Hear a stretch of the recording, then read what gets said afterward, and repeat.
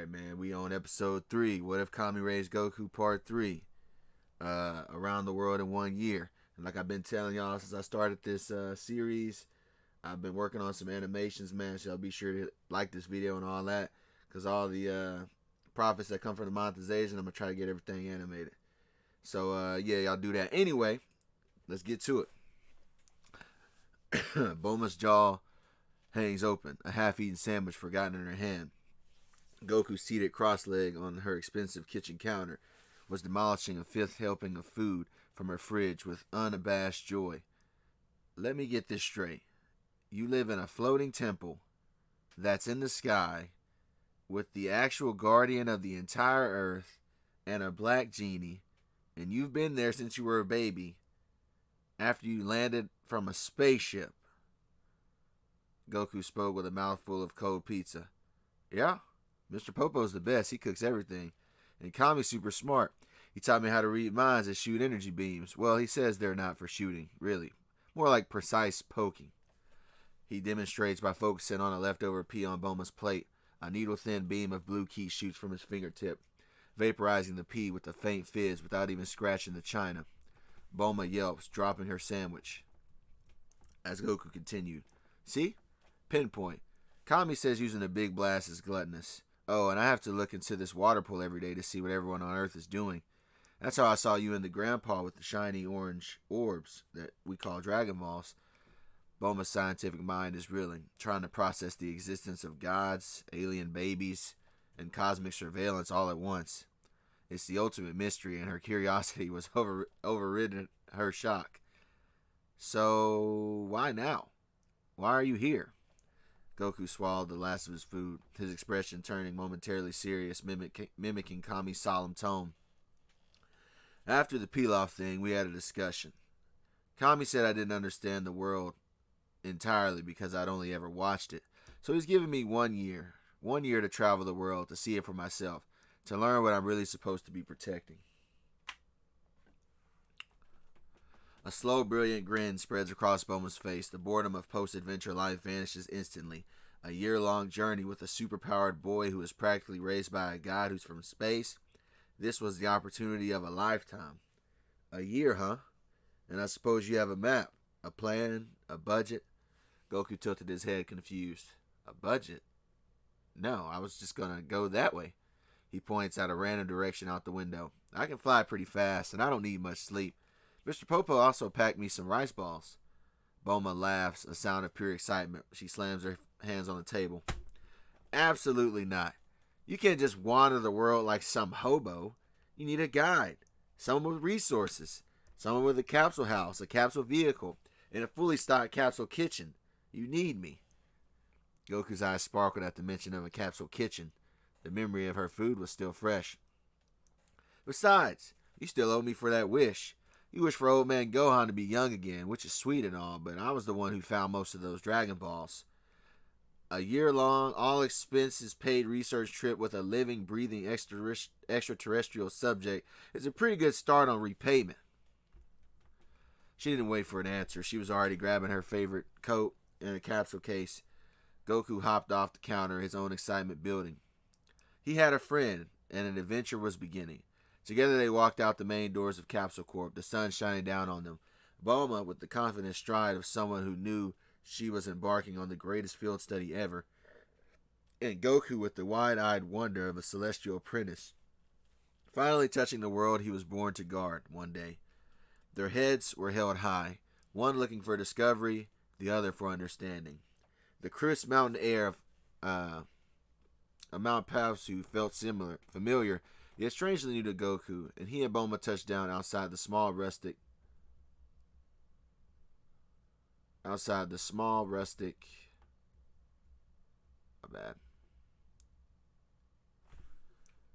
house he knew as Gohan's. The journey from West City had been a whirlwind of excitement, and now seeing the place where his life could have been so different, Goku felt a wave of quiet respect. He knocked on the door, and after a moment it creaked open to reveal the former elderly martial artist who was bowed back in his who was brought back in his prime, his eyes widening in surprise before crinkling into a warm, welcoming smile. Goku, Bulma, This is an unexpected pleasure, Gohan exclaimed, ushering them inside. After exchanging pleasantries and Goku explaining his year-long journey to see the world, he extended the invitation. You should come with us, Gohan. It'll be another adventure for you. Gohan listened patiently, a kind smile gracing his features. He shook his head gently. Thank you, my boy. That is a very generous offer, but I'm afraid I must decline. My place here is on Mount Paozu. He gestured toward the back of the house. You see, I've taken on a new student, and he requires my full attention. As if on cue, the sound of focused grunts and the sharp thwack of fists hitting wooden training posts echoed from the backyard. Curiosity piqued, Goku and Bulma followed Gohan outside. There, his back to them, was a young man with long black hair tied in a ponytail, his shirt soaked with sweat as he relentlessly practiced his forms.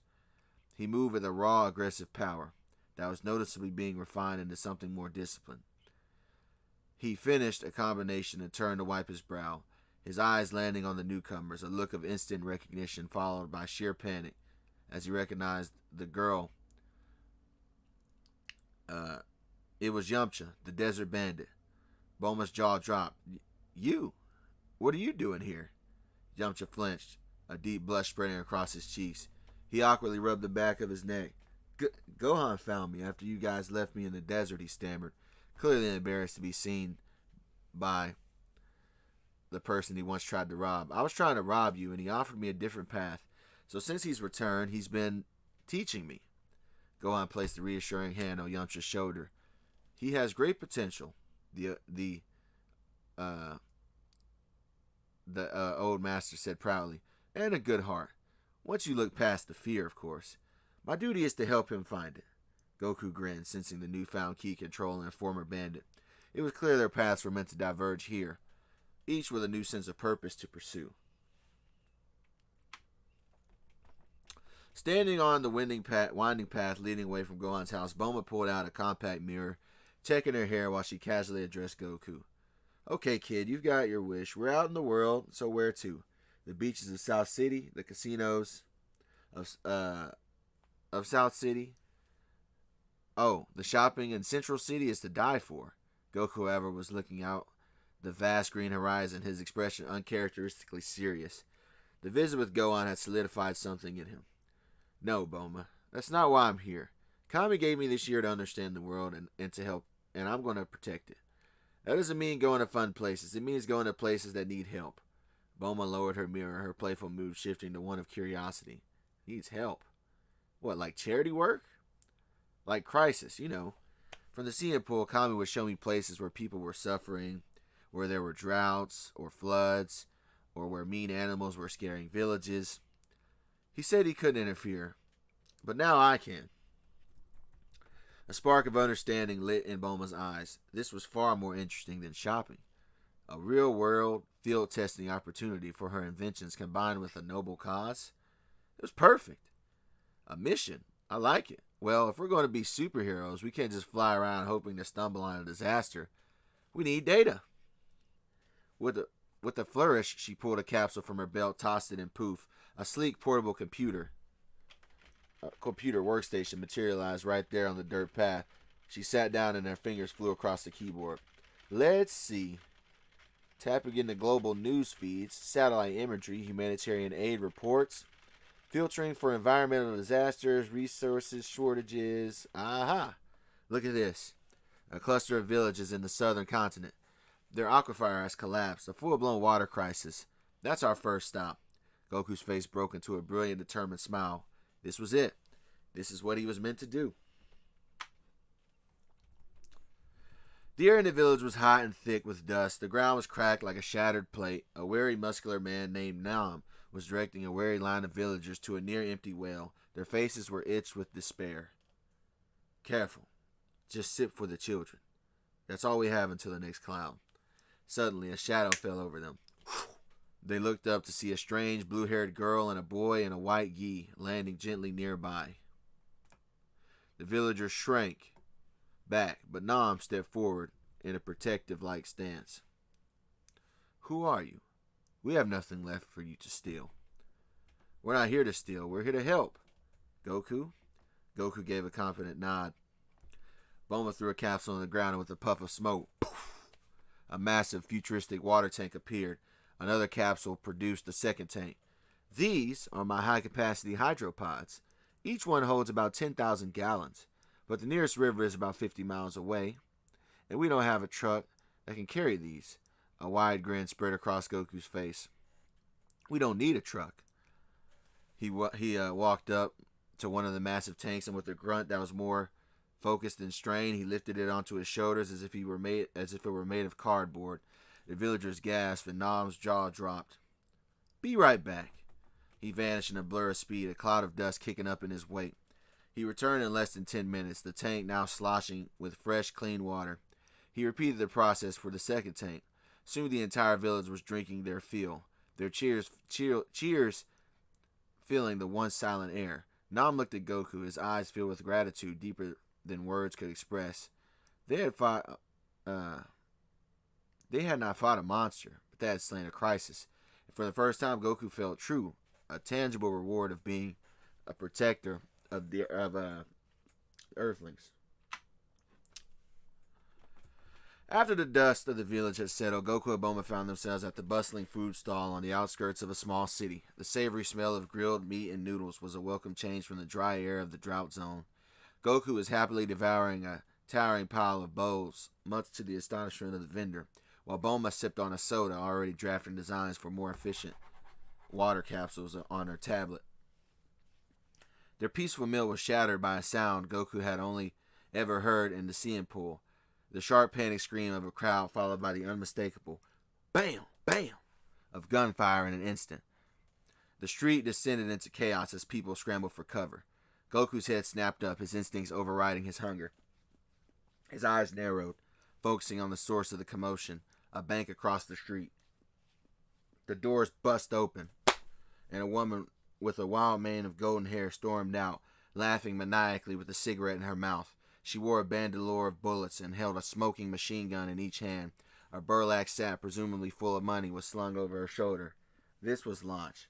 I said machine gun, but I got Goku holding the 40. We'll just say it had a switch on it. Anyway, Launch yelled to the sky, "That's right, run, all of you. This town ain't big enough for all of us and my money." Before Bulma could even shout, "Hey, that's that bandit from the news." She pulled it up on her computer. Goku was already moving. He didn't teleport or create a sonic boom. He simply flowed through the panicked crowd with an impossible silent grace, a lesson from Mr. Popo. He appeared directly in Launch's path with his arms crossed calmly. Launch skidded to a halt. "Out of my way, pipsqueak, or I'll blow you down to smithereens." She raised her handguns, but Goku was faster. A flick of his wrist, a blur of motion, and the guns were suddenly a twisted, useless knot of metal in his hands. He dropped the scrap down to the ground with a clatter, and Launch stared, her bravado evaporating in a stunned disbelief. Goku spoke up with a calm but firm voice echoing his teacher Kami. "Using your tools to scare and take from people who are weaker is wrong. It creates fear and suffering. That is not what a tool is for." Launch, now weaponless and faced with a boy who moved like a deity, could only stammer. Goku looked at her, not with anger, but with a profound disappointment that struck her harder than any punch. "Change your path. This one only leads to a lonely end." He stepped aside, leaving a clear path for her to escape. Launch hesitated for a second, a flicker of something unfamiliar. Shame was in her eyes. Then she grabbed her money sack and fled into the alleyway without a backward glance. Bulma ran up, exasperated. "Wait, you just let her go? She robbed a bank." Watching the alley where Launch disappeared, he began to spoke. Apprehending her wouldn't have changed her heart. Sometimes showing mercy is stronger than showing force. Besides, she looked confused, like double-minded, like she wasn't really herself. He turned back to his food. The crisis now averted. For Goku, it was another small victory. He hadn't just stopped a crime. He had hoped to have planted a seed of doubt in the criminal's mind. It was a different kind of protection, one that sought to heal the cause, not just punish the person for the symptoms.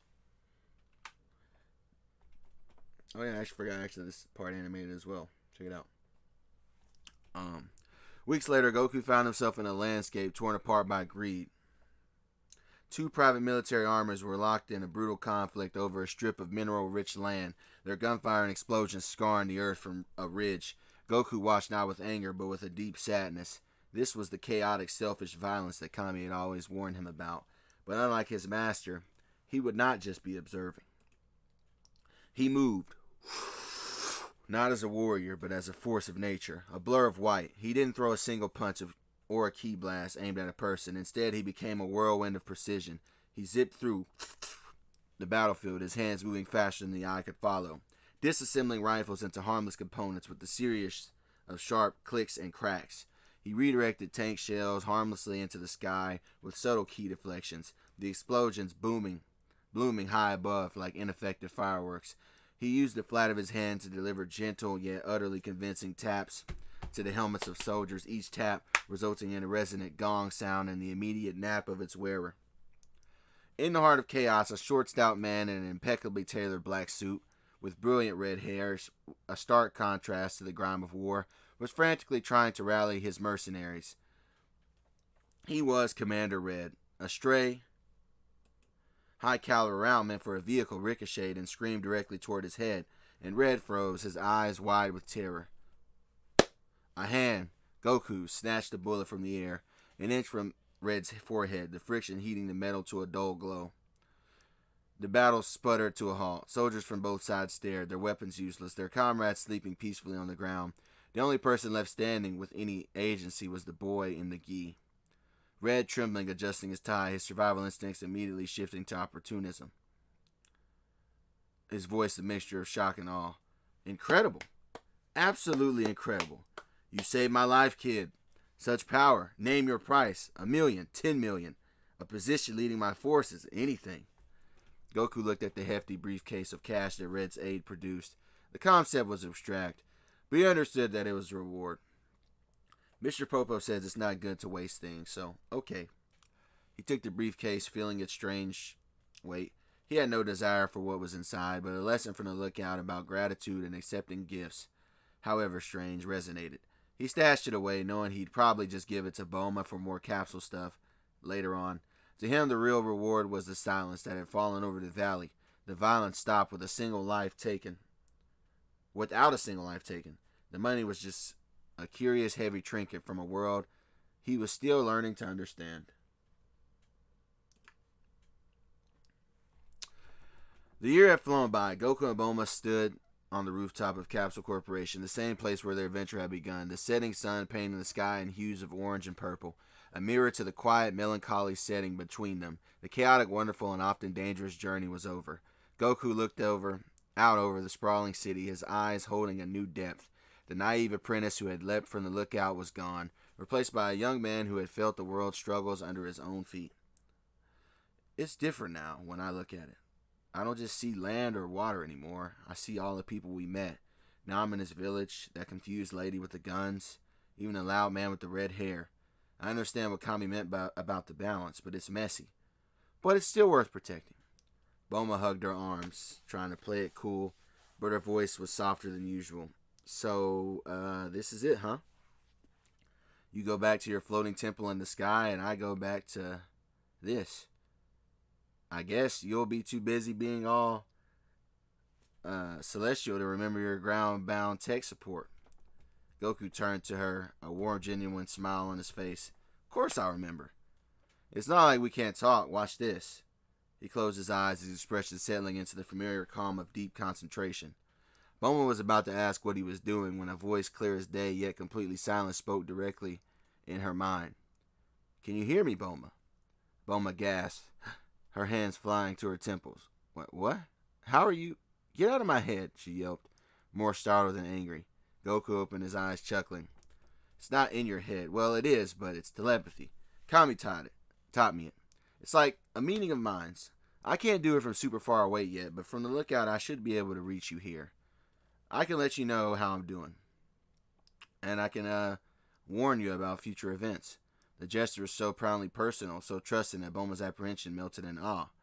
This wasn't just a goodbye, it was an invitation to a connection that no one else on the earth currently shared.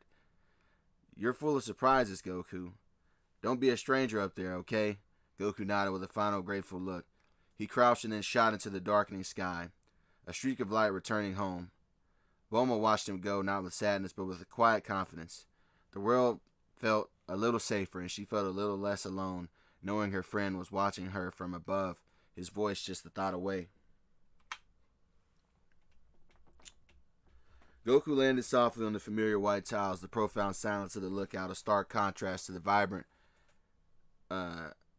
cacophony of the world below. The air was still sacred. Before him stood Kami and Mr. Popo, their expressions unreadable. Goku approached, not with the defiance he had left with, but with a deep, newfound humility. He bowed low, his forehead nearly touching the cool tile. Kami, Mr. Popo, I have returned. Thank you. Thank you for allowing me to go. Kami observed him, his ancient eyes missing no detail. The boy who had left was all raw power and righteous anger. The young man who returned carried that same power, but it was now tempered by a gravity that could only come from first-hand experience. The slight slump of his shoulder spoke not of weariness, but of the weight of what he had witnessed and all the problems that were around. You need not thank me for a necessary lesson. Rise, Goku. Tell me, what did you learn of the world you are destined to protect? Goku stood, his eyes meeting Kami's. They were clear and focused. I learned that it's complicated. It's not just good people and bad people. There are people who are scared. People who are desperate, like villagers, and people who are just confused, like that launch lady. Fighting them isn't always the answer, but helping is. Protecting them from themselves sometimes is even part of it too. Kami nodded slowly, a glimmer of approval in his gaze. This was the understanding he had hoped for. You have seen the tapestry, the individual threads of joy, sorrow, greed, and generosity. This is the foundation of true guardianship. Now you must learn to wield the needle. Your training will begin anew tomorrow. From this day forward, we will build upon what you have seen and prepare you for the threats that loom not in the city streets, but potentially in the stars or from demon realms. Your journey below has ended. Your true journey is about to begin. As Goku excitedly began telling Mr. Popo about the strange taste of ice cream and the feeling of money in his hand, Kami turned and walked slowly to the edge of the lookout. He gazed down at the world, his hands tucked securely into his sleeves. His face, usually a mask of serene detachment, was etched with a profound and troubled thoughtfulness. As he began his internal monologue, let us see what consequences come from your interventions, my apprentice. You moved with a pure heart, like a surgeon's scalpel. You stopped a petty tyrant, healed an old man, and saved a village. Each act a pebble dropped into the pond of fate. His eyes seemed to pierce the clouds, focusing on specific points. He saw the ripple emanating from Emperor Pilaf's humiliation. He was becoming to develop a deeper, more bitter resentment festering. He saw the restored youth of Grandpa Gohan teaching Yamcha a deviation of the Turtle School. A deviation in the timeline of the Turtle School, a variable now unaccounted for. He saw the village saved by the mysterious boy, a story that would spread, attracting both hope and unwanted attention. Kami continued in his head. You believe you are mending tears within the fabric of this earth, but every thread you pulled, however gently, has tightened some knots and loosened others. You have shown the world a power it was not meant to see so soon, or if ever. You've created legends, and legends have a way of drawing out dragons. Your year of learning may be over, but my year of watching, of waiting for the echo of your footsteps to return to us, has just begun. He stood there, a silent, stoic sentinel, as behind him Goku laughed, utterly unaware of the storms his kindness might have set in motion. The lookout was silent, but Kami's mind was roaring with the possibilities of a future forever altered. Alright, that'll be the end of this episode, man. Let me know what you guys think in the comment section. As always, like, comment, subscribe. Catch you on the next one. Peace.